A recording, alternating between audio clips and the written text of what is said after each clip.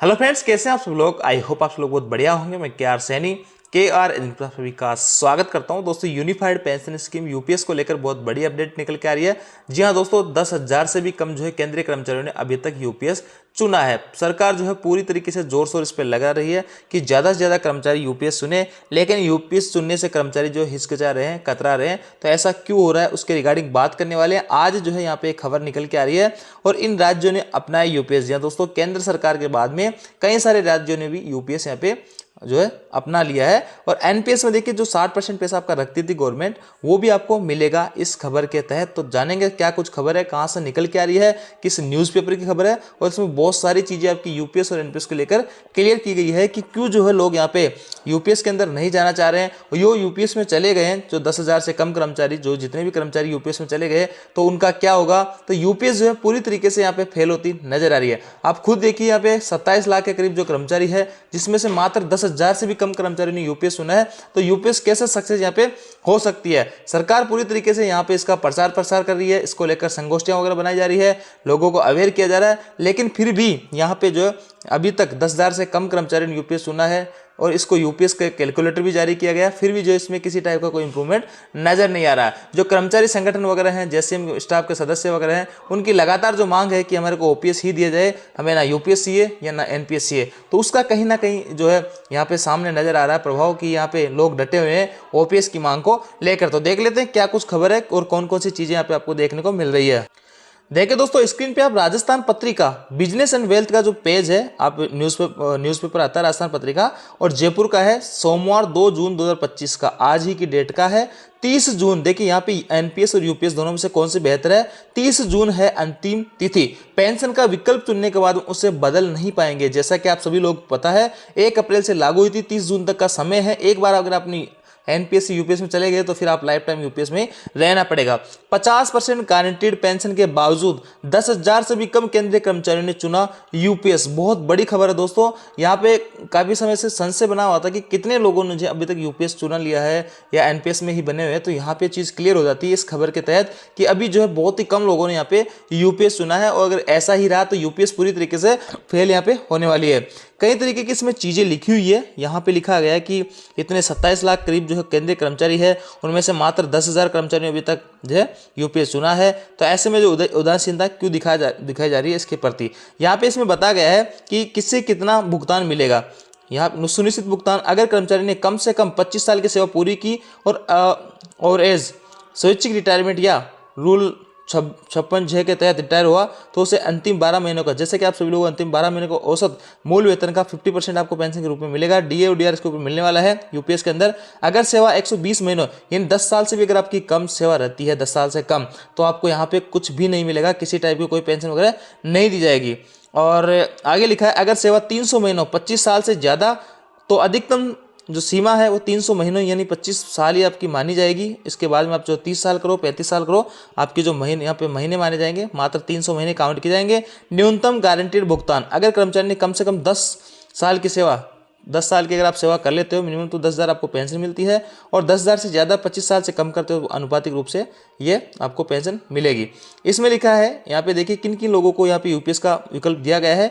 जो कर्मचारी रिटायर हो चुके हैं उनको भी यहाँ पे विकल्प दिया जा रहा है, नए कर्मचारी भर्ती होंगे उनको भी विकल्प दिया जा रहा है, और जो एनपीएस में अभी वर्तमान में बने हुए उनको भी विकल्प, तीनों को ही विकल्प मिल रहा है। यूपीएस में क्या मिलेगा, सरकारी कर्मचारियों को रिटायरमेंट के समय अंतिम 12 महीनों के औसत वैश्विक मूल्य वेतन का 50% के रूप में मिलने वाला है विद डीए डीआर। न्यूनतम 10,000 की पेंशन मिलेगी। स्वीकृत भुगतान की यहाँ पे बात की गई, देखिए 60% पैसा आप निकाल सकते हैं। यहाँ पे 2 कॉर्प्स की बात की गई है, बेंचमार्क कॉर्प्स और व्यक्तिगत कॉर्प्स। तो इसके अंदर जो कम होगा व्यक्तिगत कॉर्प्स, उसका आप 60% निकाल सकते हैं। और देखिए दोस्तों, इधर बहुत बड़ी चीज लिखी गई है कि क्यों जो है लोग इसको अपनाने से कतरा रहे हैं, इसलिए हिचकिचा रहे हैं। विशेषज्ञों का कहना है कि केंद्रीय कर्मचारी अभी ये गुना भाग करने में लगे हैं कि एनपीएस या यूपीएस में से उनके लिए कौन सी अधिक फायदेमंद हो सकती है। यूपीएस में रिटायरमेंट पर एक मुश्त मिलने वाली राशि एनपीएस के मुकाबले कम होने वाली है। मैंने कई वीडियो में आपको क्लियर किया था। यूपीएस के अंदर सरकार का 10% रहेगा, आपका भी 10% रहेगा, ऐसे में 20% आपके व्यक्तिगत खाते में जाएगा, जबकि एनपीएस में 10% आपका, 14% सरकार का, तो 24% आपका पैसा। तो यहाँ पे जो पैसा आपके व्यक्तिगत कोर्स में ज्यादा जा रहा है, तो आपको जो 60% पैसा निकालोगे वो भी आपका व्यक्तिगत कोर्स से निकालने को, तो यहाँ पे 24% जब आप महीने का पैसा जमा करा रहे हो, तो यूपीएस से 4% पैसा आपका ज्यादा जा रहा है। तो ऐसे में एक मुश्त जो पैसा मिलेगा जाएगा, आपको एनपीएस में ज़्यादा मिलेगा। हालांकि 60-60% पैसा आप दोनों में ही निकाल सकते हैं।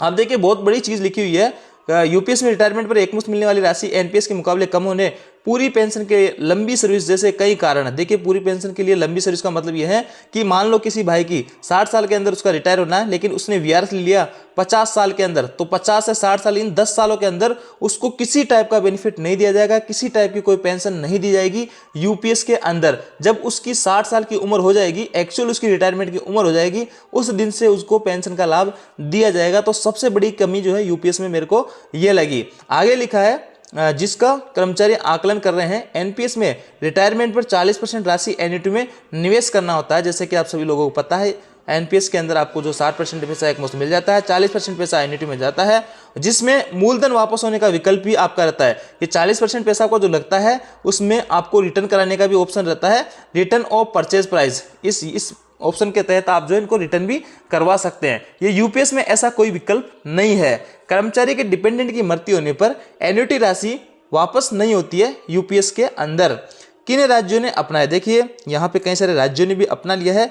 यूपीएस अपनाने वाला पहला राज्य महाराष्ट्र, गुजरात, बिहार, ओडिशा, असम सहित कई बीजेपी शासित, जैसे बीजेपी की पॉलिसी है तो जहां जहां जिन जिन स्टेट में बीजेपी की गवर्नमेंट है वहां वहां यूपीएस को लागू किया जा रहा है, इसको अपनाया जा रहा है। मध्य प्रदेश में भी इसे लागू करने की तैयारी में है। हालांकि पूर्ववर्ती कांग्रेस सरकार की तरफ से राजस्थान और छत्तीसगढ़ में ओल्ड, यहाँ पे राजस्थान में ओपीएस पहले ही लागू कर दिया था आपके कांग्रेस सरकार ने, तो यहाँ पे पेच फंसा हुआ है। अगर ओपीएस से फिर वापस यूपीएस या एनपीएस में लेकर जाते हैं तो कर्मचारी का जो भारी विरोध यहाँ पे सरकार को झेलना पड़ेगा। आगे लिखा है दोस्तों, लागू होने से दोनों राज्यों में यूपीएस को लेकर अभी पेच फंसा हुआ है। उत्तर प्रदेश में इसे नहीं अपनाया है। कई राज्य नफा नुकसान का आकलन कर रहे हैं। गैर बीजेपी शासित राज्यों में यूपीएस नहीं अपनाया, तो वही है जहाँ पे बीजेपी है वहाँ पे इनको अपनाया जा रहा है वन बाय वन करके। लेकिन जिस हिसाब से जो डाटा निकल के आ रहे हैं कि कितने लोगों ने अभी तक इसको अपनाया है, उसके अकॉर्डिंग ये चीज़ सामने निकल के आ रही है कि यूपीएस जो है यहाँ पे सक्सेस होने वाली नहीं है। इन डाटा के अकॉर्डिंग सरकार अपनी तरफ से पूरा जोर शोर पूरा प्रचार प्रसार कर रही है, फायदे यूपीएस के गिना रही है, यूपीएस कैलकुलेटर निकाला गया, यूपीएस में कई तरह की चीज़ें यहाँ पे बताई गई है। लेकिन फिर भी कर्मचारी जो है यहाँ पे अपना हित जिसमें उनको सही लगता है कि उनको एनपीएस में ठीक रहे तो एनपीएस में ही बने हुए हैं, और उनको लगता है कि यूपीएस में ठीक है तो उन लोगों ने यूपीएस में पे चुना, जिनकी संख्या बहुत ही कम है। लेकिन हालांकि जो जोर शोर से डिमांड उठी हुई है ओपीएस की ही है कि अगर सभी को, जहाँ पे नेता वगैरह हैं या जो आपके विधायक है, सांसद है, इनको जब ओपीएस मिलती है तो कर्मचारियों को भी ओपीएस मिलनी चाहिए। इसकी लगातार यहाँ पे मांग बनी हुई है।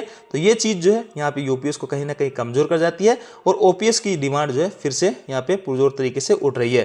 तो ये थी दोस्तों जानकारी। आई होप जानकारी आपको अच्छी लगी हुई। वीडियो आपको लाइक किया, दोस्तों के साथ शेयर जरूर करें। Thank you.